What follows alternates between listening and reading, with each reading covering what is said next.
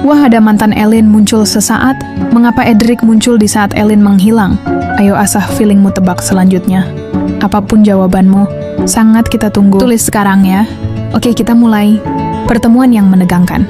Suatu sore yang tenang di tepi pantai. Saat angin laut berhembus pelan dan matahari mulai merunduk ke balik cakrawala, Topan sedang duduk di beranda rumah tua itu, menatap langit yang mulai berwarna jingga. Suasana damai seolah menghapus kelelahan hari-harinya, hingga langkah kaki seseorang terdengar menghampiri dari arah belakang. Topan menoleh. Seorang pria dengan tatapan tajam dan wajah dingin berdiri di hadapannya. Rambutnya rapi, sorot matanya penuh emosi yang tertahan.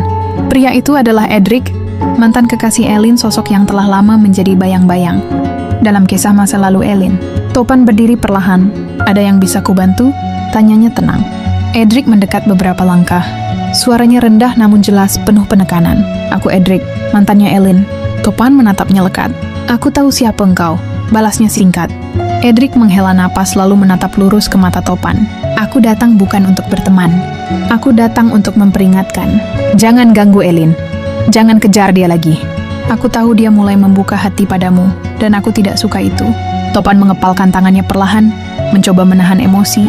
Elin bukan milik siapapun.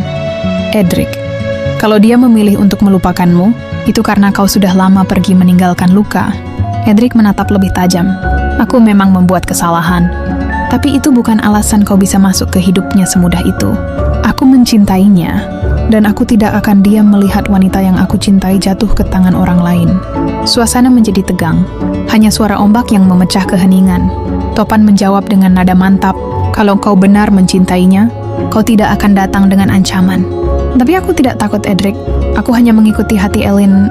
Ya, dan aku akan mundur kalau itu yang dia mau. Tapi bukan karena kau.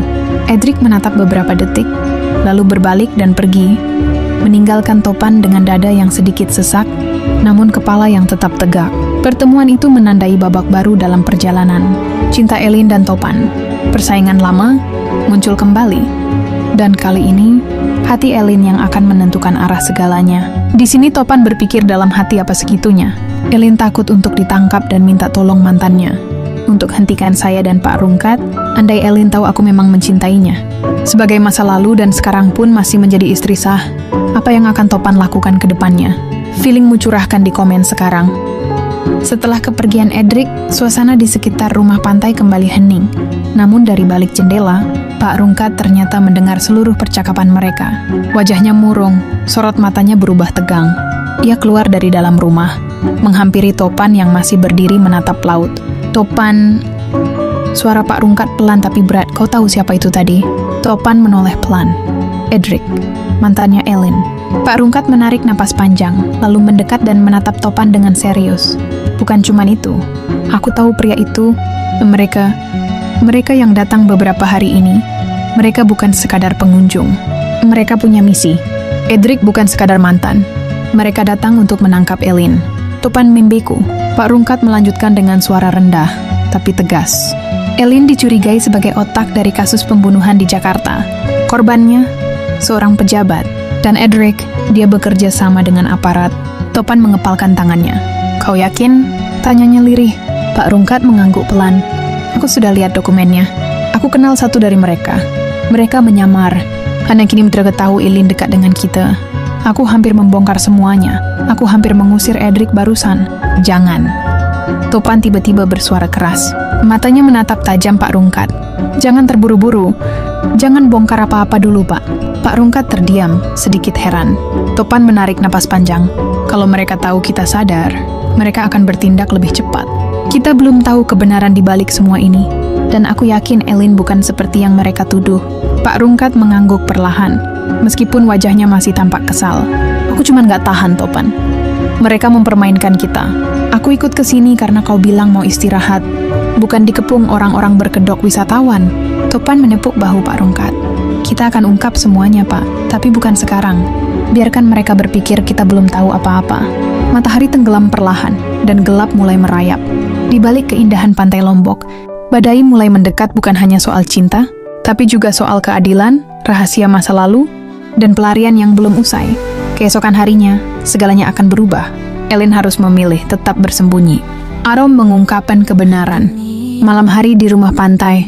Topan dan Pak Rungkat sedang duduk di ruang tengah. Suasana sunyi. Ponsel Topan berdering, video call grup dari Piot. Video call, Piot, Dot, Kona, Robi. Topan menjawab sambil tersenyum lelah. Woi, geng usil nelpon malam-malam. Ada apa ini? Piot wajah mendekat ke kamera marah. Dah Bang Topan sama bapak ya. Pergi-pergi ke Lombok. Tinggalin kita. Enggak diajak. Pak Rungkat ikutan muncul di belakang Topan, senyum-senyum geli. Tenang Peot, ini lagi misi istirahat. Bukan jalan-jalan. Kona nyelutuk dari sisi kanan layar. Istirahat katamu?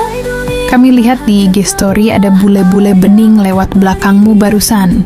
Dot duduk sambil makan mie instan.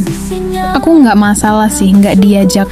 Tapi kenapa pas kalian berdua pergi, berita Elin jadi rame lagi? Kebetulan banget ya. Robi diam sejenak, lalu bicara pelan tapi serius. Topan, Rungkat, sebenarnya kalian lagi nyari Elin ya? Topan terdiam sejenak, menatap layar. Kalian tahu terlalu banyak, tapi juga belum tahu semuanya. Piot, hah? Jadi beneran cari Elin? Kenapa kalian nggak bilang-bilang dari awal? Pak Rungkat, Piot, ini bukan liburan. Kami lagi berusaha buka kasus lama. Ini soal nyawa, soal masa lalu Elin dan orang-orang yang menyamar sebagai wisatawan. Ada pembunuhan, ada penyamaran, dan mantan Elin udah muncul di sini. Kona matanya melotot. Edric? Yang ganteng kayak vampir itu. Dot dengan mulut penuh mie. Kalau dia udah nongol berarti urusannya berat, bro. Robi berkata. Kalian butuh bantuan? Karena jujur aja, ini nggak bisa ditangani berdua doang. Apalagi kalau lawannya udah mulai main di balik layar. Topan menatap Pak Rungkat sejenak lalu kembali ke layar. Gue nggak bisa larang kalian. Tapi kalau kalian nyusul, kalian masuk ke situasi yang rawan. Bisa aja ada yang ngincar kita juga. Piot berkata, Bang Topan, lu itu sahabat gue dari zaman kita masih naik. Motor curian buat keliling kota nyari warteg diskon. Lu pikir gue takut? Gue nyusul. Naik pesawat pagi. Dot. Gue ikut. Soalnya ini udah nggak cuma soal Elin. Ini bisa jadi jebakan besar. Kona, gue booking villa. Kita butuh base aman. Robi handle logistik dan pantauan online ya. Robi, angguk pelan. Aman. Gue pastikan nggak ada yang ngawasin kita waktu mendarat. Pak Rungkat menghela napas sambil tersenyum. Ya, tambah ramai deh rumah tua ini. Jangan datang lu pada. Gue kangen rasa kampung. Bentar lagi kami pulang. Jangan nyusul ya kalian. Dalam hati Pak Rungkat, melarang mereka datang supaya bisa leluasa melihat pemandangan bening di pantai. Topan. Baiklah, Lombok bakal ramai mulai besok. Tapi ingat, kita bukan cuma datang buat bantu Elin. Kita datang buat cari kebenaran yang udah dikubur. Layar video call perlahan meredup. Di luar suara ombak makin kencang. Bayangan seseorang terlihat mengintai dari balik pohon kelapa.